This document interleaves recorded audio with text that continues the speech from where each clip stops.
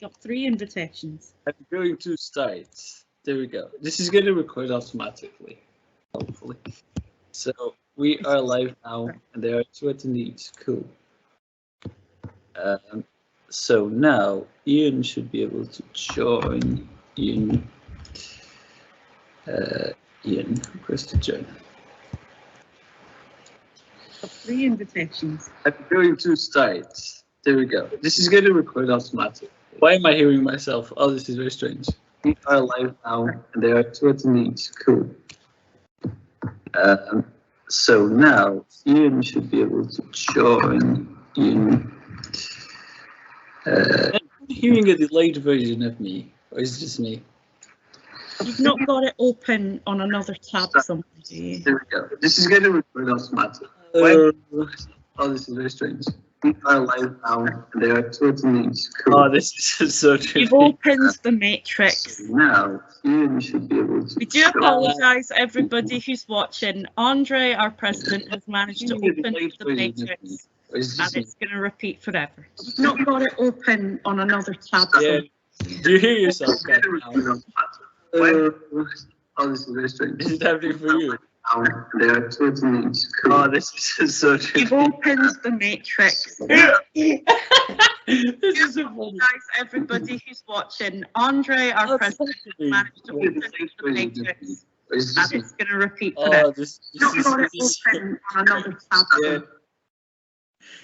Okay. I think it's fixed now because I think it might be you, Dr. Thin. I think because you have you're not using any headset or anything like that, are you? You're muted, by the way. I'm not using a headset either. I don't know what it is. Something obviously is picked up. Okay. Can you unmute yourself, Dr. Thin, just to make sure that. Okay, because it's fine now. The matrix is ended. This is good. It's very. Wait. Can I unmute you? Paul is here, but she's been put in as an attendee. Oh, Lee's also joined, and he said he's heard us repeating everything. I'll post in the WeChat. We will start shortly. We just need to get the technological problem of it repeating. Okay, so I think it's coming from you, Dr. Thin. Paul is here, but she's been put in as an attendee. Yeah, there we go. Lee's also joined, and he said he's heard us repeat. I don't know what exactly is happening, but we are getting the late version of ourselves from We your. will start shortly. We just need to get the technological Do you problem. have any kind of headsets you can use? Okay. So I think it's coming from you, Dr. Thin. Paul is here, but she's been put in as.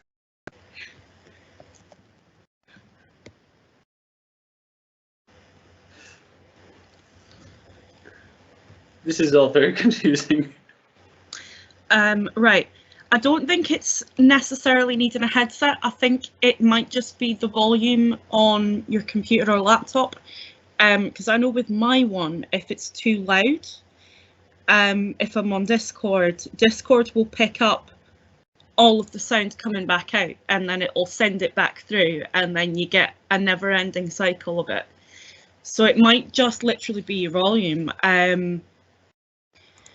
I was going to say it would be okay as long as we don't talk, but then again, if it is having the effect of repeating, it'll repeat everything that you say, which means you'll get to about 3 sentences in, and then it'll be endless. So I was trying to work a way around it, because it was fine last night. Yeah, it was. We do have a repetition problem. Mind you, Teams has decided to mirror all of us this time round, so who knows? I am trying to. Okay. Could you maybe lower the volume of your Teams and try unmuting yourself again? Well, we'll do a test speak. Yeah. Let's see if that works. Why is it delayed though? That's the thing that confuses me. It's delayed because of the time it's taking it to go from the network across to Dr. Thin and then back again. So it won't be that it won't be that any of us can hear it being delayed. It's just we hear it again delayed because it's coming back through. I don't know. I think there's a reason I don't do computer science, isn't it? Okay. Okay. Let's.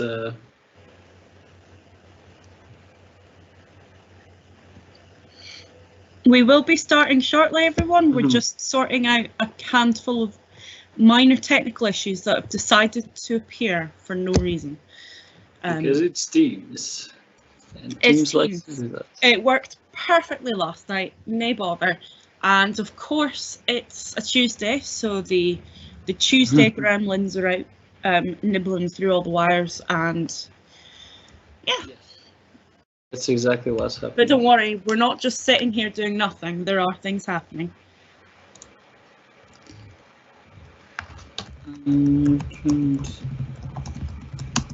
So I've got a theory.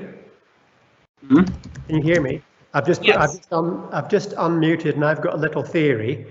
It looks as though you sent me 2 invitations, and so I logged on twice. Could that cause Yes. Yes, absolutely. it would. I've left one of those. Okay, so it should be fine now, I think. It So seems to be working. Yeah. I must have clicked on both invitations. That's Okay. never happened before, but if that's it sorted, then that must have been it. Yeah. André, are you okay to sort out the windows, and I'll start in a few moments? Yes. I was trying to add Paul and Lee as presenters because they should be able to join, but they can't. But I don't think it's going to work because Teams. Anyway. Waiting in the lobby. Yeah. Admitting. Oh, they're. Have you added Kirsty Miller as a presenter? No, I have not. Well, that is precisely what you must have sent her the link. So. No, because you joined through the Facebook link, I think. Oh, right. Okay. Well, Kirsty, if you could not unmute yourself, that would be very helpful. And Lee and Paul have joined now. This is very confusing. I think we're just going to start. Can you set up the feed then, since I will do my little bit, okay? Yeah, I will. Let me just put your camera on, close this, and put your camera on. Send live. Which means it's time for me to hide the screen so I cannot see myself. So, hi, it's okay. Okay, so I believe it's me that's live. I'm so sorry, everybody, for having to see my face. But tonight we have got a pretty exciting talk. So I'm happy to introduce you to Neil Thin, who is a senior lecturer of social anthropology at the University of Edinburgh. And throughout his life, he's been involved in various projects, mostly focusing on happiness.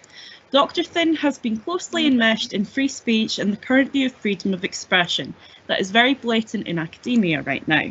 In particular, and although it is surely a very grim memory, it must be mentioned there was an attempt earlier this year to cancel him by students at the University of Edinburgh. The nature of the attempt seems to have boiled down mostly to his opposition to critical race theory framework. It is ironic that in most of the occasions on which he opposes critical race theory, Neil Thin clearly expresses his desire that one day we will be able to live in a truly post-racial world. He joins us for a conversation about the current social climate in university campuses and the association of moral curiosity with this. After Dr. Thin's initial statement, we will have questions from the audience. Questions can be asked via the Q&A option at the top of your screen. Our moderators behind the scenes will be sure to let us know of all of the questions.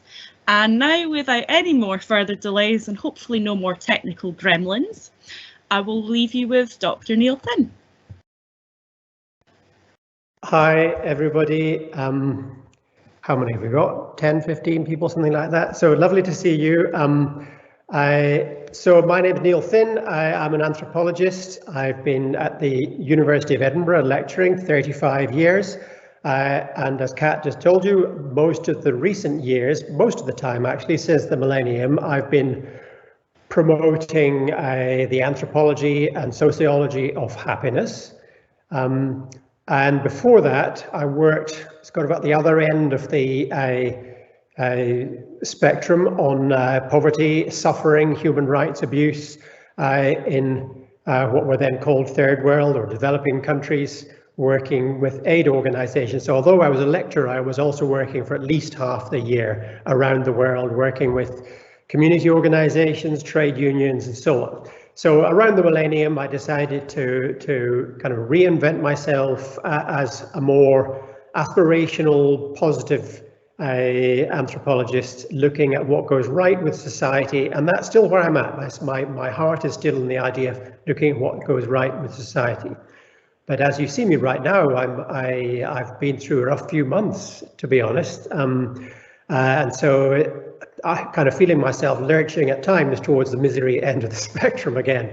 And I thank you, Andre and Kat, for inviting me here tonight, because it really helps to know that other people around the country and in other countries are noticing some of the bad stuff that's happening in academia and elsewhere at the moment, and showing that they have an interest in finding ways out of it. So my mission tonight and for the rest of the coming months is to find positive, constructive outcomes from what's been a pretty rough few months. So, I mean, assuming that some of you Googled my name, there's only 8 letters and there's only one of me in the world, so you'd have no trouble finding stuff out about me, assuming some of you gave that a go.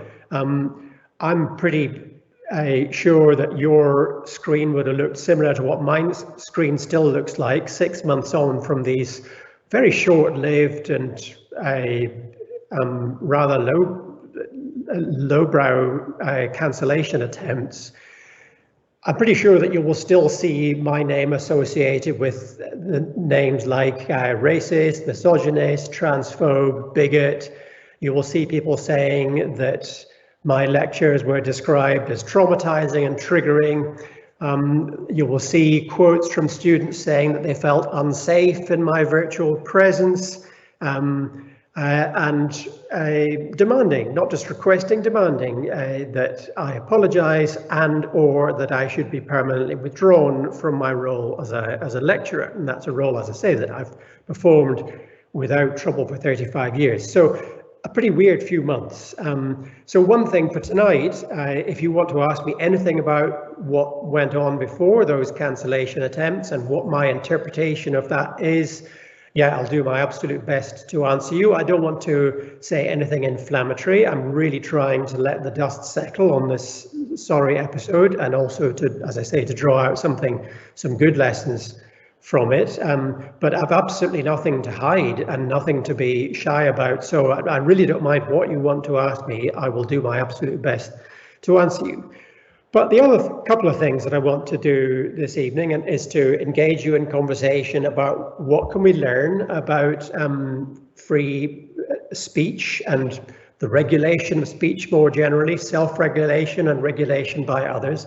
What can we learn from episodes like this that would be constructive if we're going to avoid just doing what some of the media do and some people on Twitter do, is just saying, oh, here's another awful cancel culture event, isn't it dreadful, and kind of agonizing over it or polemicizing over it. I believe it must be possible to learn something constructive about human relationships and about discourse and so on that we could use to good effect. And that's my hope anyway. And then the other thing I want to do tonight is kind of to steer some of this conversation beyond the free speech rubric. I understand, of course, the nature of this event is under the rubric of free speech champions, and I was very pleased to discover that free speech champions existed as a movement, and I hope if you haven't already joined and signed up that you will do, and you encourage your friends to do so. So I'm obviously a strong believer in free speech, but I just think that there are more interesting conversations to be had beyond that basic requirement of free speech that have to do with other more aspirational concepts. And one of those I want to highlight tonight and flag up as a rubric that I find useful is the rubric of moral curiosity. The idea that we are here in an academic environment to be curious about the world, to learn about what we're curious about, to reflect on why we're curious, to bounce our curiosities off other people and share with them our thoughts on why we're curious, and then to use those conversations to enjoy our curiosity for its own intrinsic value, but also to try and think different, try and empathize, to try and think differently about the world, and try to learn from people with radically different views. So that's the other conversation that I would like to have. So, and do, by the way, please feel free to raise a hand and interrupt. I'm going to try to keep the introductory bit fairly brief, but do feel free to interrupt if I end up saying something you don't understand or going on a bit too much. Right, so just to start on messages about free speech, I think there's two important distinctions that we could make about free speech. One is the distinction that is very familiar to many of you, no doubt, between negative free speech, in other words, the minimalist and defensive idea that we have the freedom not to be censored, the freedom not to be interrupted, the freedom not to be stopped. And on the other side, we have the positive freedom. So that opposition between negative and positive freedom applies, I think, to free speech.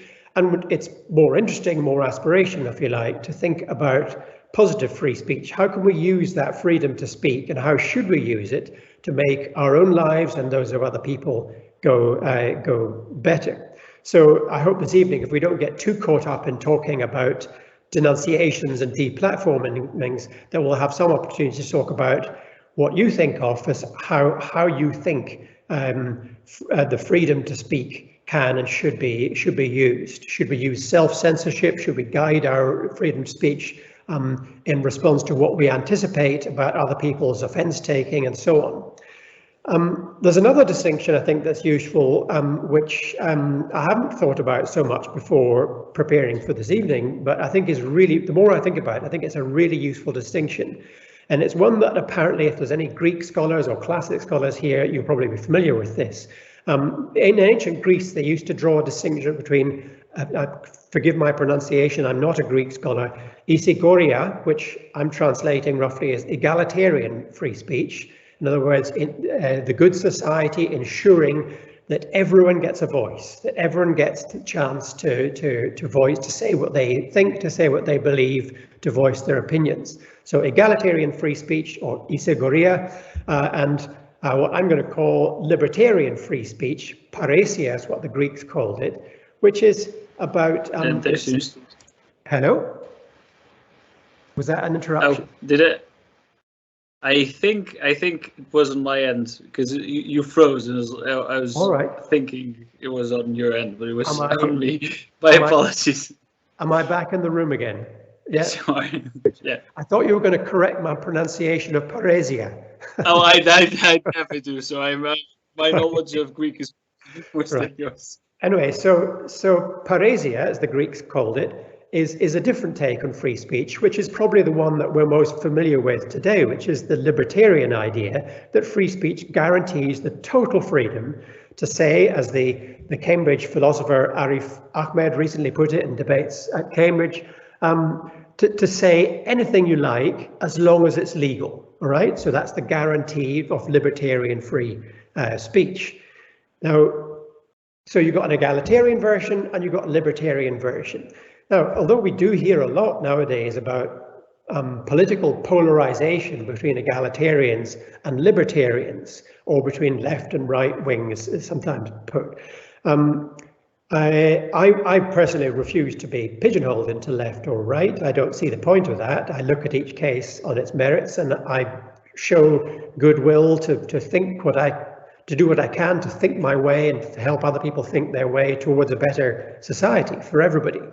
And as an anthropologist, as a humanist, as an optimist, I believe that everybody, really, just about every human being, has a significant degree of interest both in equalizing as far as we can within reason, and in making our lives as free as they can possibly be.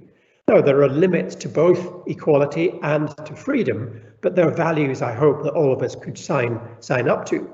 And so I think if we can remind ourselves when we talk about free speech that both of these versions, the egalitarian version and the libertarian version, have value and are worth considering, we might find much more common ground than we otherwise would. So, for example, if we remind ourselves that we're not just talking about total freedom to say anything, we're also talking about making it possible for a wider variety of voices to be heard, that would help us find common ground, for example, between the free speech agenda and the decolonize the curriculum agenda, which in the media you hear a lot about how the decolonizers are portrayed, caricatured perhaps, as authoritarian censors, as left-wing extremists and so on.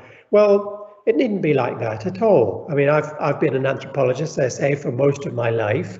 Anthropology is all about deparochializing, widening our horizons, decolonizing, listening to a great diversity of voices. And these are values that I hope most of us could respect, provided that egalitarian freeing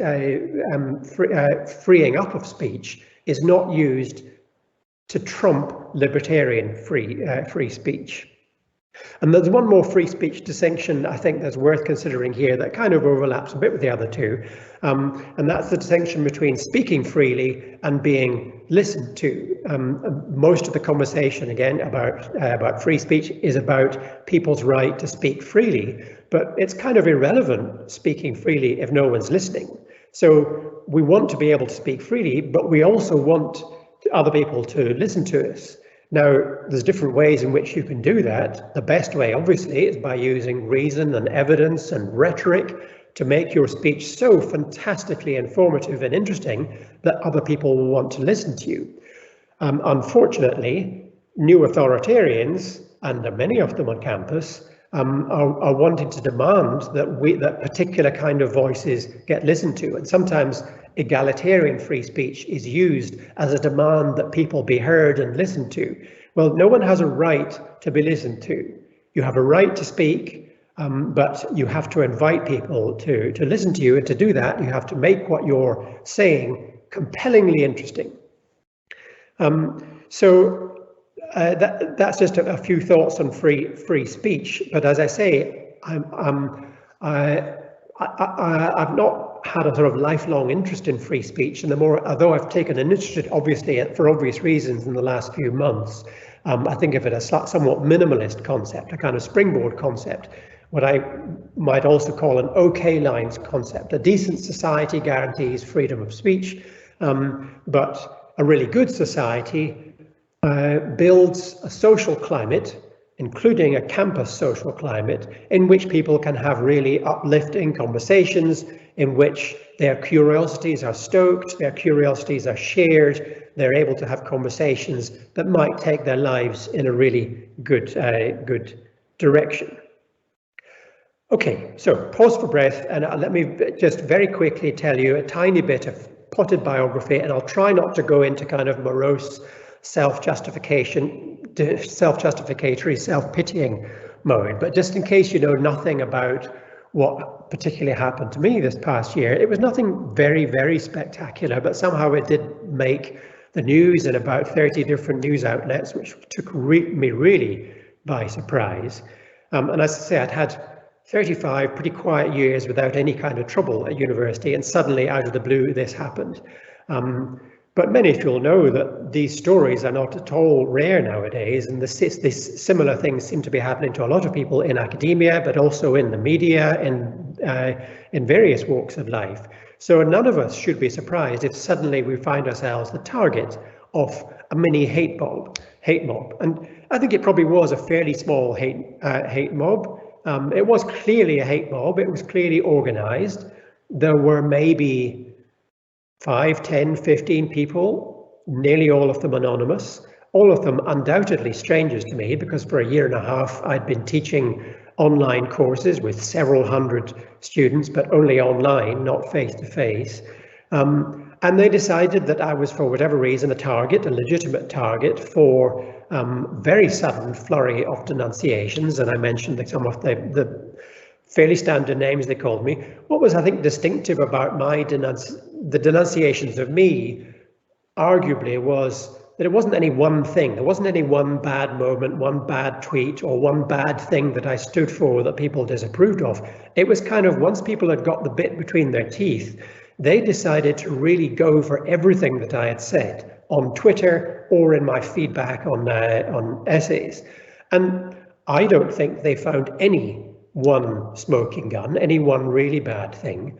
But most people would think, well, there's no smoke without fire. If somebody gets denounced by a significant number of people with all those different labels, not just about race, he's also accused of being a misogynist and a transphobe and a bigot and a men's rights activist, all kinds of stuff. He doesn't sound like a very nice guy. So I would ask you, what are you doing here, listening to somebody who is as awful as portrayed as that? And I have asked myself the same question: what am I doing trying to lecture if I really am as awful as all those labels suggest? For me, and this is the self-justificatory bit, if you like, it proves that literally anybody, even somebody who I think is a pretty good person, done what I could to do good in the world, and will still want to do what I can to do good in the world. And I also think I'm pretty decent and never judgmental, never aggressive or antagonistic or particularly biased as a lecturer. But somehow it happened to me, so I think it can happen to anyone. So here's, let me just read out one example of one of the tweets that got me labeled as such. Why did I get labeled as a transphobe? All right, well, lots of people get labeled as transphobes. You'll probably have seen lots of denunciations of supposedly transphobic people in the media, most famously of all, J.K. Rowling. What got me denounced was I tweeted in J.K. Rowling's defense, and I tweeted this: how can it be controversial to argue for sex-based rights and for open debate on complex moral issues? That was screenshotted and posted as evidence that I was a transphobe. Why was I misogynist? Well, you may remember in the aftermath of Sarah Everard's murder back in March, there was a lot of debate about women's public safety. Now, I know a few things about public safety because I've recently done a project about safe places and walking and mobility in the urban environment. And one of the things that I know is that places are safer generally the more people walk around them. It's good to have lots of people out in public. And so when somebody in the House of Lords proposed the idea that, oh, well, it's all men who are the aggressors, so we should put a curfew on men from 6 p.m. onwards every evening. And she really wasn't joking. It was clarified after she didn't mean it as a joke. And she was in the House of Lords, so it was meant seriously, or at least sort of rhetorically seriously. So I'd simply sort of commented this was not a practical idea, and actually we needed to find ways to live well together, both in private and in public, and that curfews were not the answer. That got me labelled as a misogynist. So I suppose the lesson, I won't go into all the examples, you can ask me about any others that you like, but the lesson from that is if someone has joined a network or a gang that has the mindset that they want to cancel somebody, that someone's got that into that denunciatory frame of mind, literally anything will give you the self-justification that you need to point the finger and say, that person needs to be cancelled. That person is ripe for denunciation. That person doesn't deserve to be in a university. And so denunciatory zeal, it's not directly a form of censorship, but if enough people join in, it actually acts as a form of censorship. So what happened to me was I wasn't directly censored. There is still no gagging order on me. I haven't been stopped from lecturing, but I was suspended while there was an investigation. And yet the students who joined in the denunciatory gang were never investigated, and they won't be. So they're kind of one-sided responses from universities. I've learned from lots of other universities that this kind of response is par for the course. The person who has the finger of suspicion pointed at, if you have the finger of suspicion pointed at you, you are going to be investigated. And in some universities, this goes on for months and months. I got lucky. Edinburgh closed the investigation after 2 months, completely exonerated me, but did not make any effort to make good my name, to repair the social damage, or to bring the students into a conversation who had joined in those denunciations. And I find that extraordinary, puzzling, disappointing, and I will spend the coming year putting a big effort into trying to address that problem.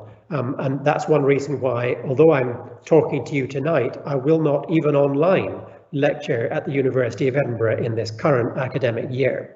I cannot do that while a denunciation of such a scale has not been addressed. And of course, in Edinburgh University, I don't want to slag off my own university, but there was a really awful precedent, much, much worse than the denunciation of me, which was the attempt by Students' Union and by some members of the trade union to cancel our rector, Anne Henderson, for that single thing that I also got cancelled for supporting J.K. Rowling and the campaign for protection of women's sex-based rights. And she had an awful time when she was rector, wasn't really effectively able to function as rector, and she's written about it in public since she finally reached the end of her spell as rector. So that's probably all I want to say on the cancellations. Just that ostensibly I wasn't actively censored.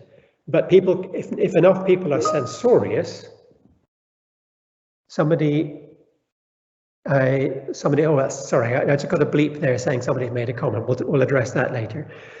So, moral curiosity.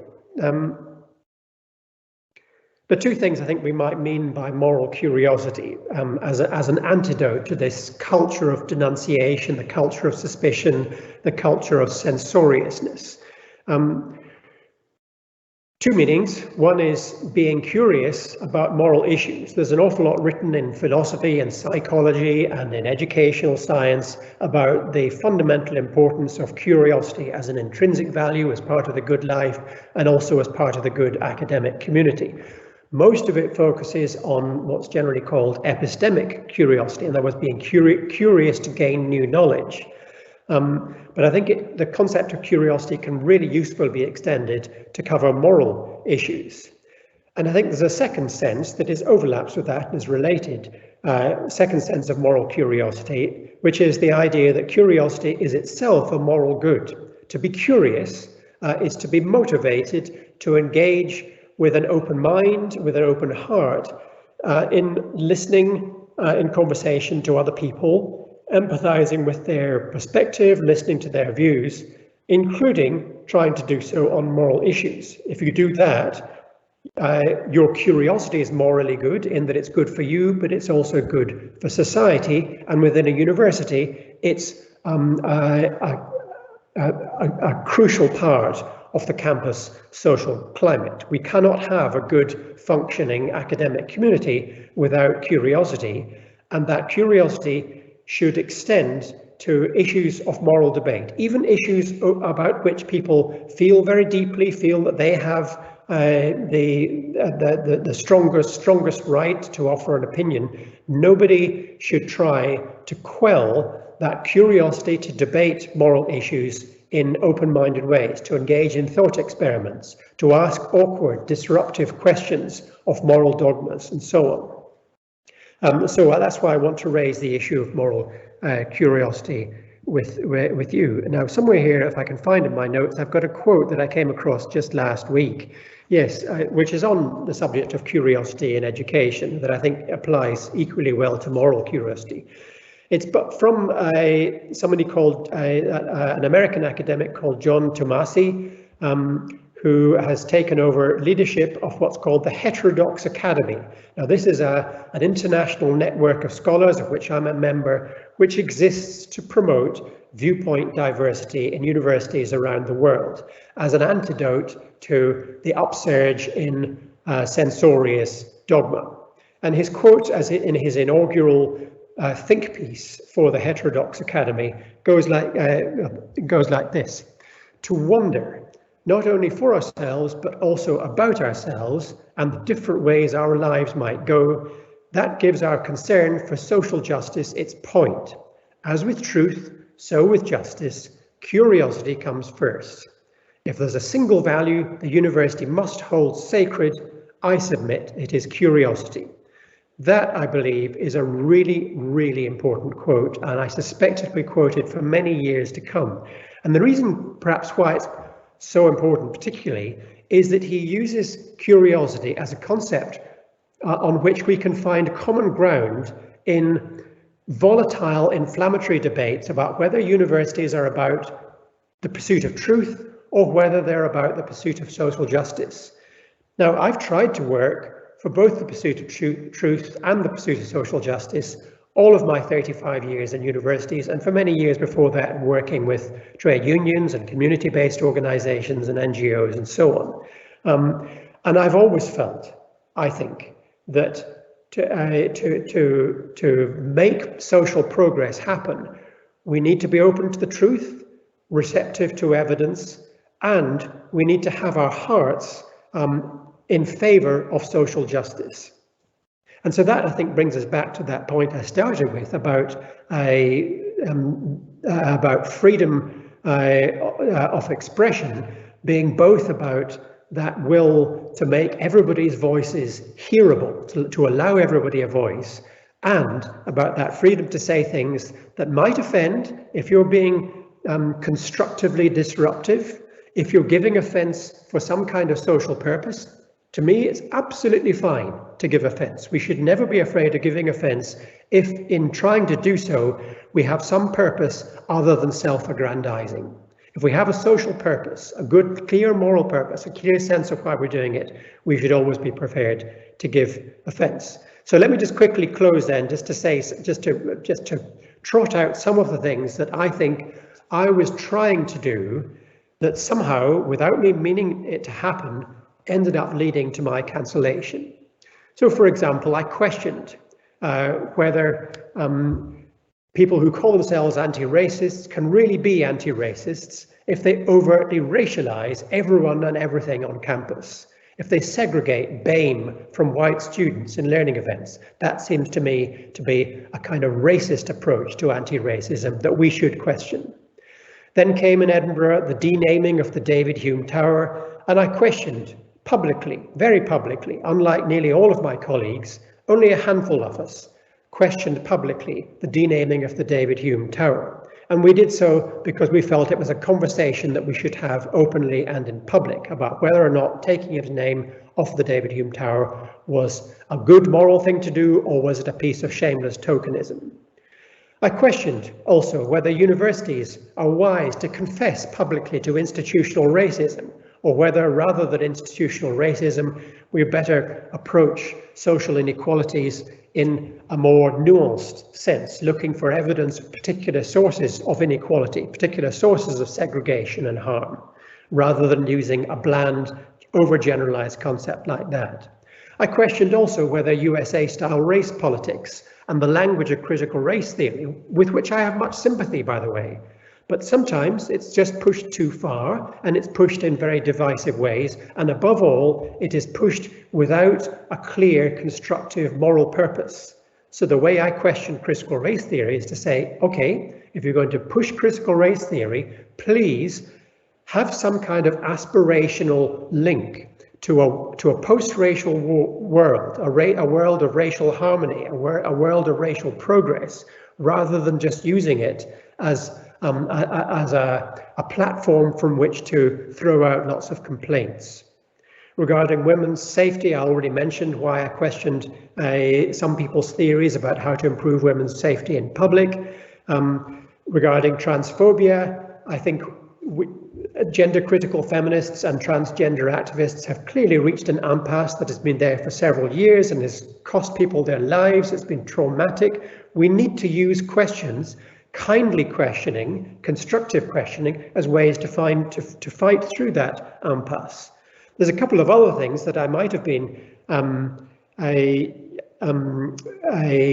challenged on that to my knowledge, I wasn't. For example, I repeatedly questioned on Twitter, I questioned whether male genital mutilation is a kindly thing to do. Is it wise? Is it good to inflict lifelong damage on baby boys' penises? I'm not shy to ask that question. It seems to be a crucial, important moral question to ask, even though some people are deeply uncomfortable about that question being asked. I've also asked of universities, finally, repeatedly, I've asked questions on whether it makes sense to make grandiose declarations about equalities, about rights. If those claims have any credibility, I've asked, when senior political figures from countries like China and Saudi Arabia are, without critical questioning, invited to donate large sums of money to UK universities and are rewarded by being given honorary degrees and by having their names slapped up in buildings. If we're going to do equalities and rights seriously, we need to look at contemporary present day harms and injustices. And so asking questions about those seems to me to be absolutely crucial in a well-functioning and morally curious university. So to finish on that, I will go on questioning. I haven't been silenced. I probably will self-censor. We all do, to some extent. I'm going to pick my fights. I don't want another round of denunciations, but there is a significant risk of them happening again in the current year, and I'm ready for that. But I feel compelled to carry on being morally curious and posing questions where I think those questions have a moral purpose that society can benefit from. Thank you. Thank you very much for that, Dr. Finn. Let me just there we go. That was a lovely talk, very interesting, really. We have a question from the audience. It's quite a long one. I find your early suggestion that anyone who is concerned about free speech should consider practical means of promoting free speech or dialogue in society. I think that university societies doing this is one good means of doing so. Despite this, the trend in university systems as it stands is towards a fairly clear set of dogmas, at least as it appears to me. Perhaps you view this differently.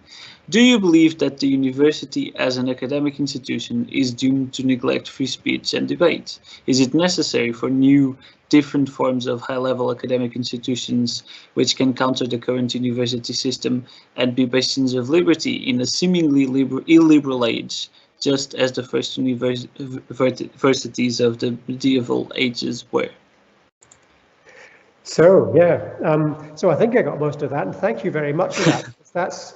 These are exactly the kind of issues that are going to be energizing me for the current year. I mean, I'm very keen that in my university and other people in similar positions in other universities take this moment of upsurge of cancel culture as a kind of watershed, if you like, a moment when we reflect on what universities are for. And of course, there's lots of other ways in which we're asking what universities are for right just now. So one of the things that I've proposed to my university, Edinburgh, is that while I'm not lecturing, I'll spend the year going around the university talking to a huge variety of people in different disciplines, people of different culture, people from different political persuasions, people from different disciplines, and seeing what I think they believe we can do in a university to foster curiosity both as a pedagogical tool, in other words, to use questions and questioning better in classes to ensure that our courses are not dogmatic, are not treating learners as passive learners, but treating them as active learners, but also to foster curiosity as a kind of intrinsic value. Part of the enjoyment of being at university, part of the enjoyment of living well is to stay curious. I think we can, all of us, intuit that, but it's not clear that we are doing as much as we might be. So just to give some very simple examples, and you might recognize this in your own curricula. Some curricula leave a lot of space for people to carve out their own pathway through a course, to develop their own questions, to do group work, to follow up their own interests.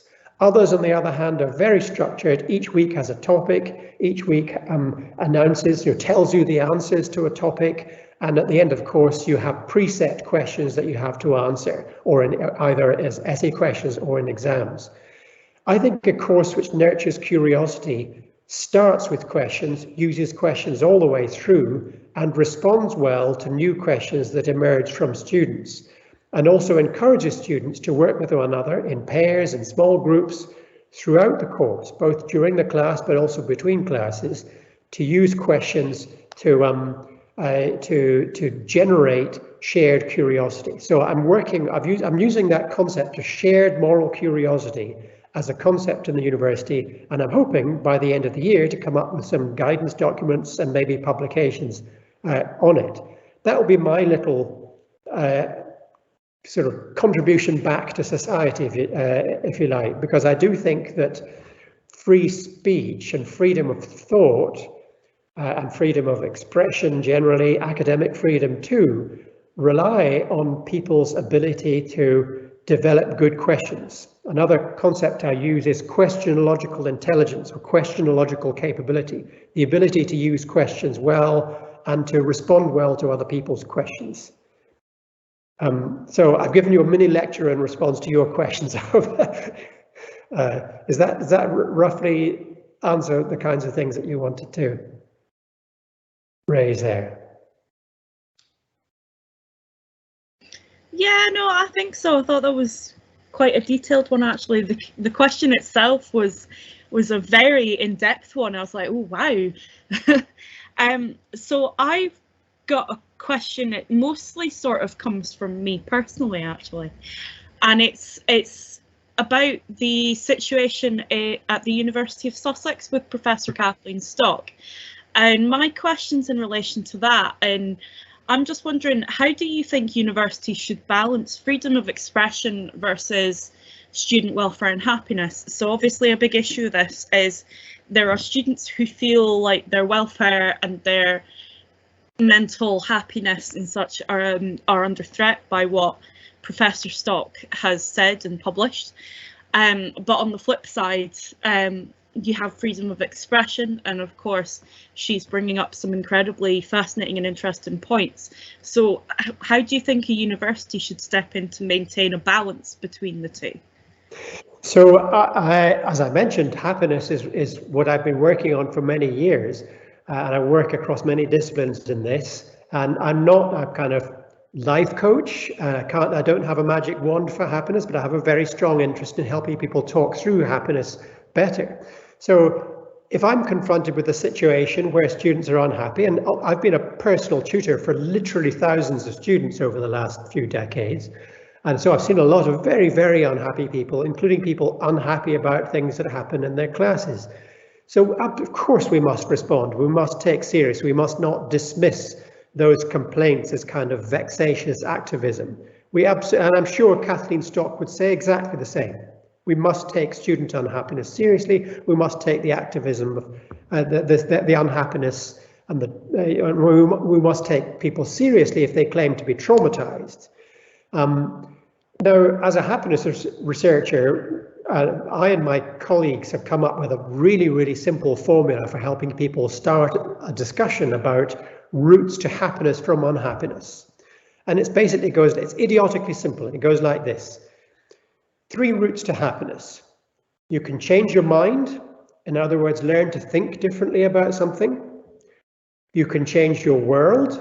which means change things in your environment, change your relationships, change aspects of your surroundings, or you can leave. You can go away and find your happiness elsewhere. Now, obviously, a university would hope people will not leave and run away.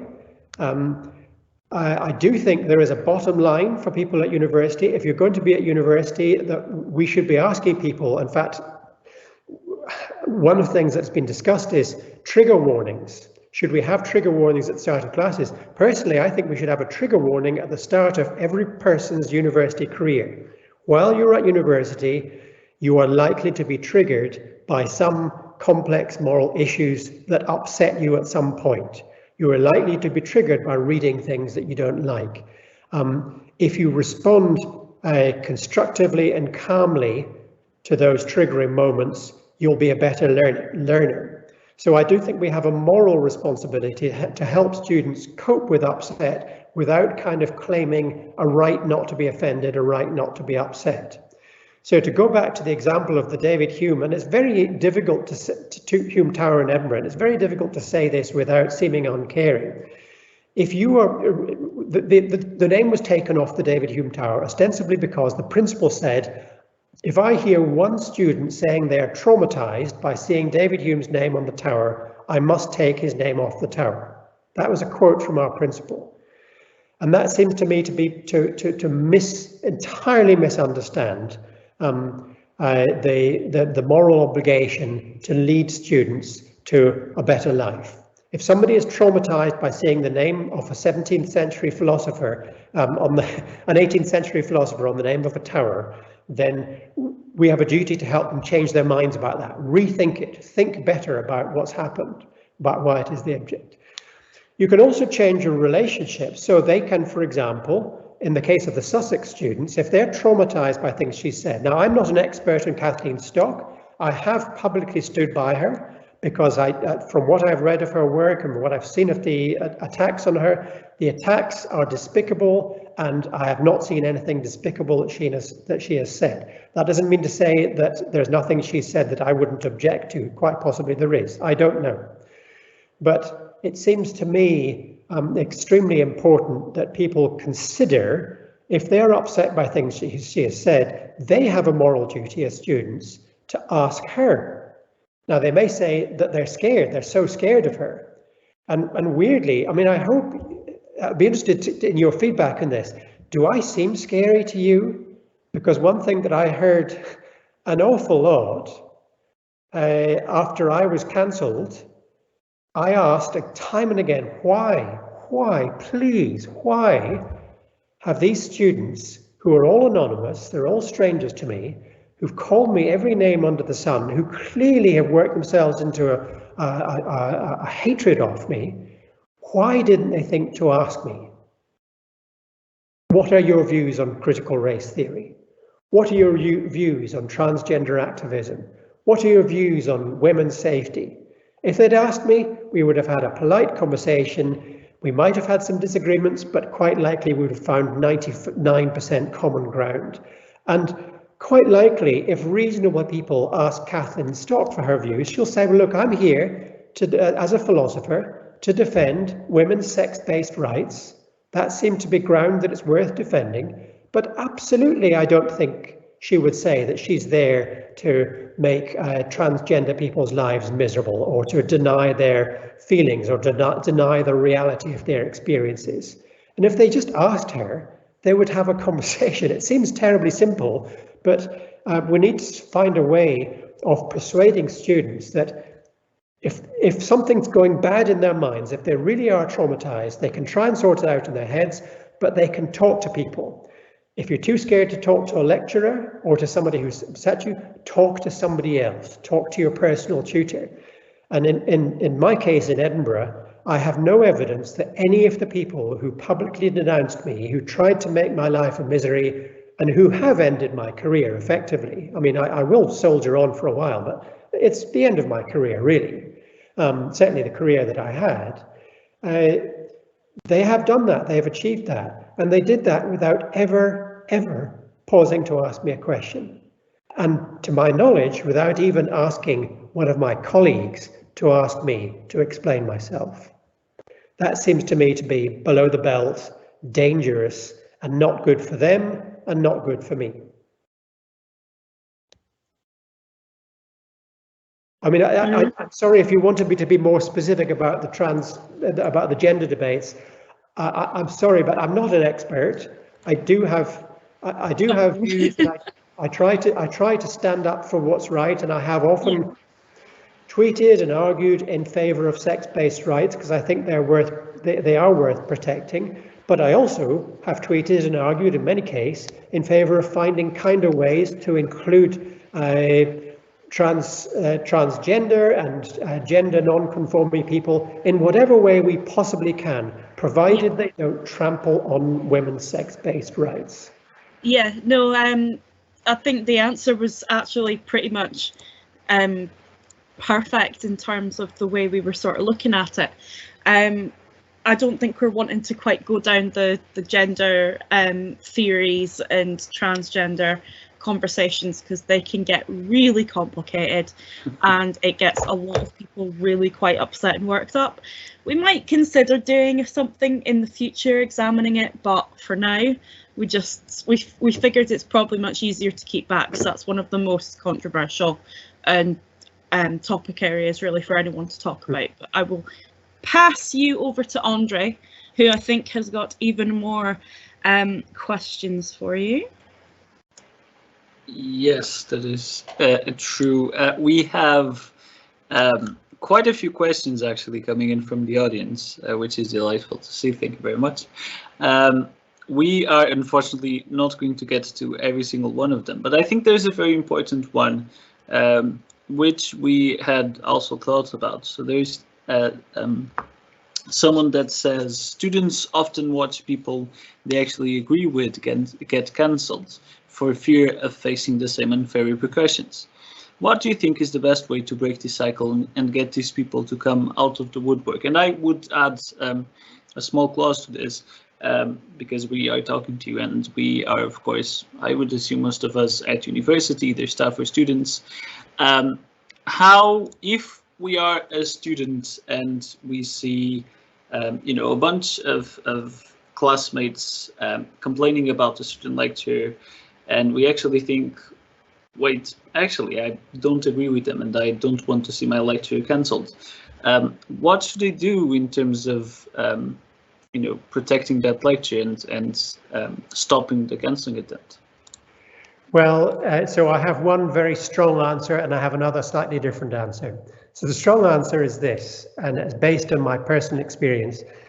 And I'm probably going to barely be able to say this without weeping, but I'll try not to embarrass you.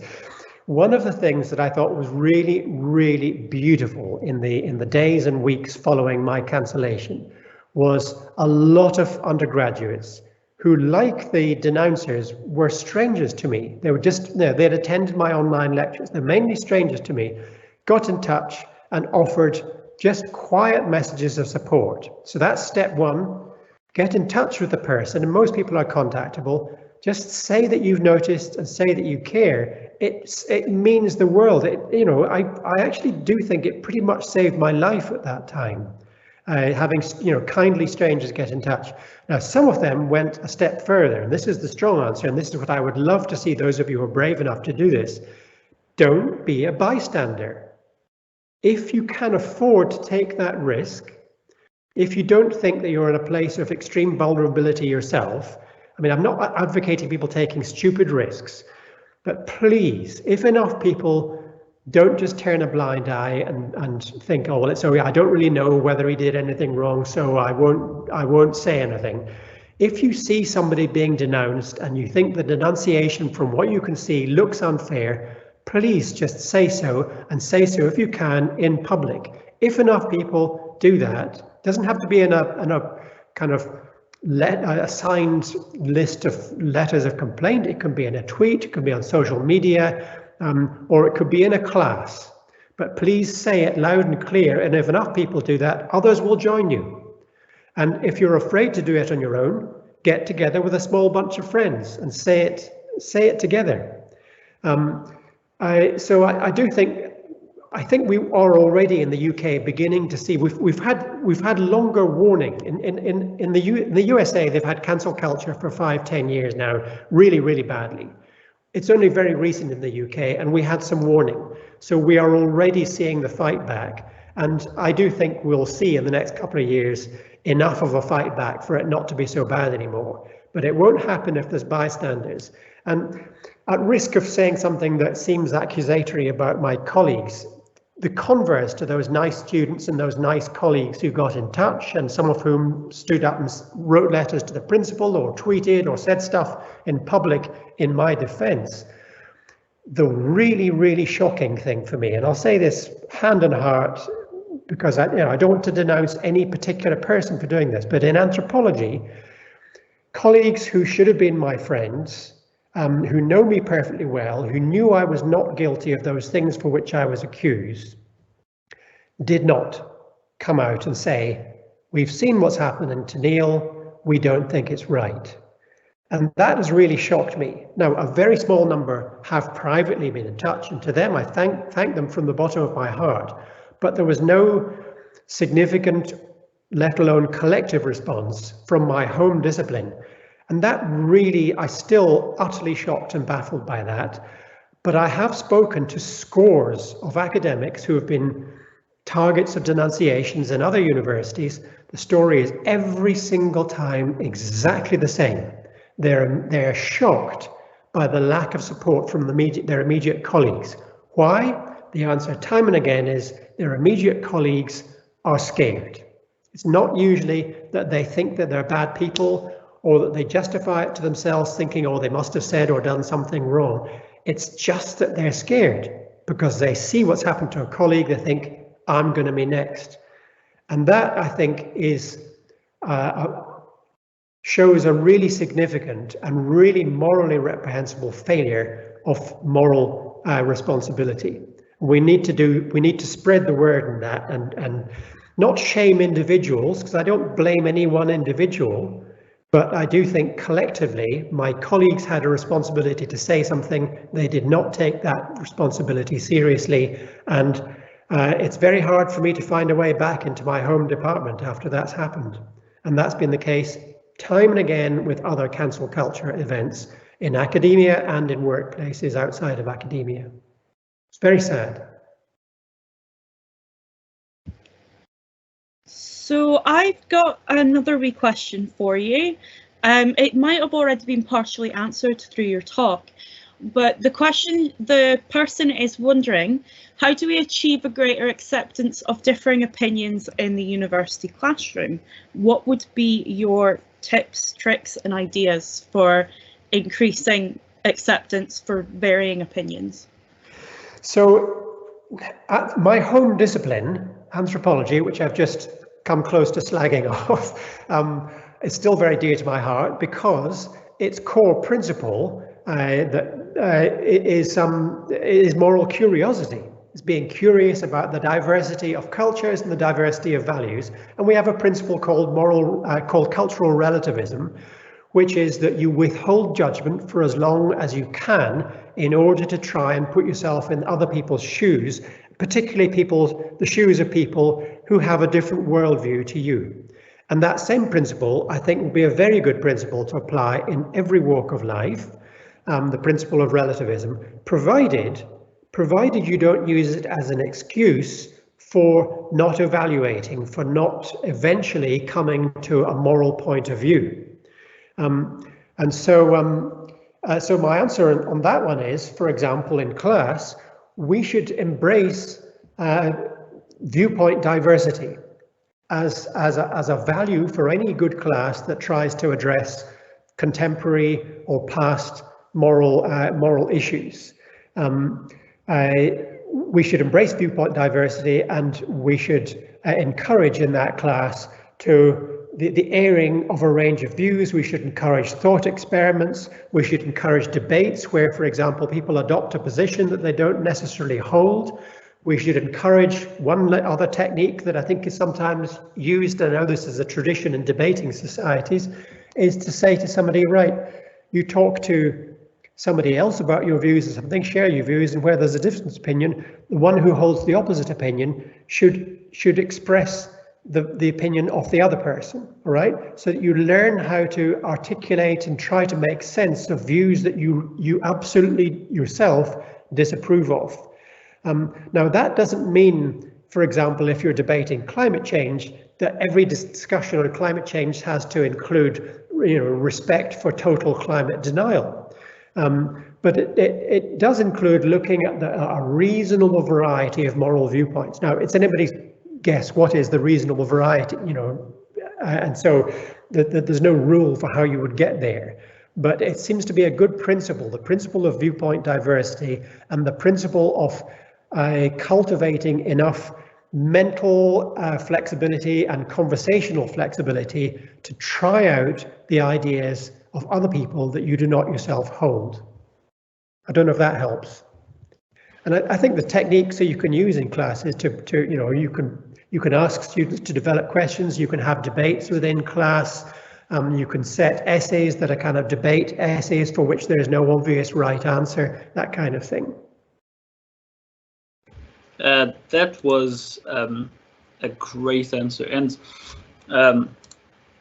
I think we might leave it there because it's past 8. I'm just noticing, I don't know how many questions you've got, but I just opened the chat. There's one, I may have missing others. There's one from Kirsty Miller about social justice versus critical social justice. Mm-hmm.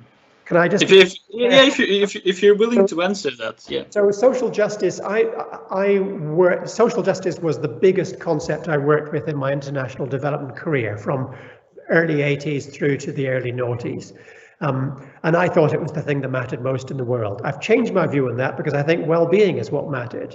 And I think it's really important to discuss fairness in the world, but so long as your pursuit of fairness doesn't trump well-being, so long as you remember that social justice has no value without well-being being the end goal.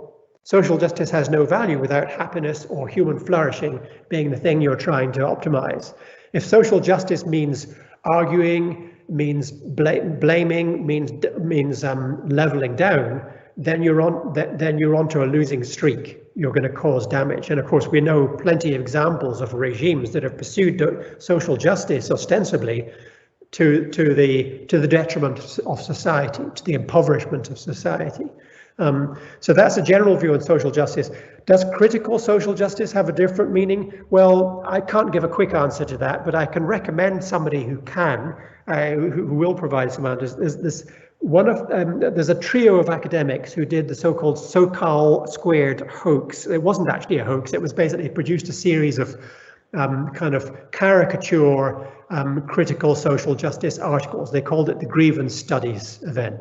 One of those is called Helen Pluckrose, who set up recently an organization called Counterweight.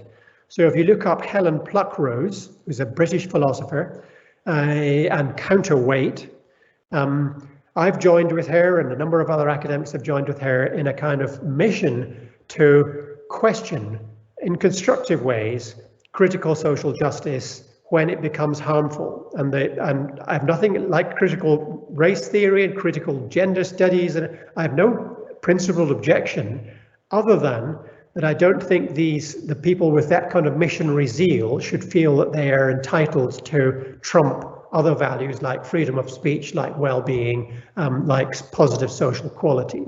So if you want to look at people who are critical of critical social justice, look at Helen Pluckrose's Counterweight website, because there's going to be a really useful site for a variety of viewpoints. Another site, if you don't already read it, Areo magazine, AREO magazine, online, free online, is another really good site for simple articles.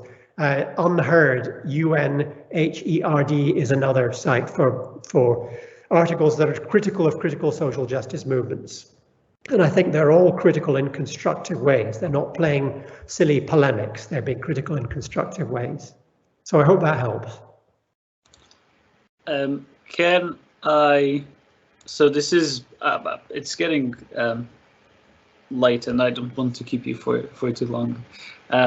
Do you want to just give a final statement as a sort of send-off? So a final send-off. First of all, thank you from the bottom of my heart for asking me. I mean, I'm academically almost a nobody. I'm not an expert in free speech. I've been thrown in the deep end in the last few months, and I'm trying to pick up the pieces, and this has been a really interesting stepping stone for me. Just in case it interests you, I've also been asked by the University of Dundee's Equality and Diversity Committee to come and speak to them, and I think that's going to happen, and it's not happening until the spring. But if you're interested in that, keep an eye out for that. I'll maybe André, if I share with you a post when it's known when that event is happening. But I thought that was a really healthy sign that both the Free Speech Society and the Equality and Diversity Society asked me in the same week. And if you know of other universities that might like to hear some of the things that I have to say, do please let them know, because it certainly helps me give a chance to discuss these things and to talk through constructive responses to what has been a really rough few months. So thank you. Thank you very much. Before wrapping it up, I just wanted to mention a small thing we've been asked. There's a campaign that has been created not so recently, actually, quite some time ago, and I think you, Dr. Thin, are involved in the Don't Divide Us campaign. Yes. Mm-hmm. I was about to mention them. In addition to Unheard and Counterweight, Don't Divide Us is another very good organisation. On kind of finding constructive responses to excessively intolerant forms of social justice activism. For those of you who don't know, I'll just briefly explain what it is. This campaign aims to sort of dissuade universities all over the UK from joining the Race Equality Charter, which is something created by an organization called Advanced AG, and the Race Equality Charter is supposed to provide a framework through which institutions work to identify and self-reflect on institutional and cultural barriers standing in the way of Black, Asian, and minority ethnic staff and students. So although the Don't Divide Us campaign considers this a double endeavor, it thinks that the ways through which the Race Equality Charter aims to achieve this are not strictly correct and are very controversial. So they include ideas like the critical race theory that Dr. Thin mentioned, microaggressions, intersectionality, and several things. And so Don't Divide Us is focused on sort of dissuading universities from doing that, because it thinks that by adopting such a framework towards racism, we're going to only achieve a larger divide between people of different origins, and that's not ideal at all. So yeah, they have a website, so you can check it out. We are possibly planning at some point some kind of event related to them. And with the university as well, which is going to be really exciting. But having said that, I want to thank you, Dr. Thin, for doing this talk. It means a lot.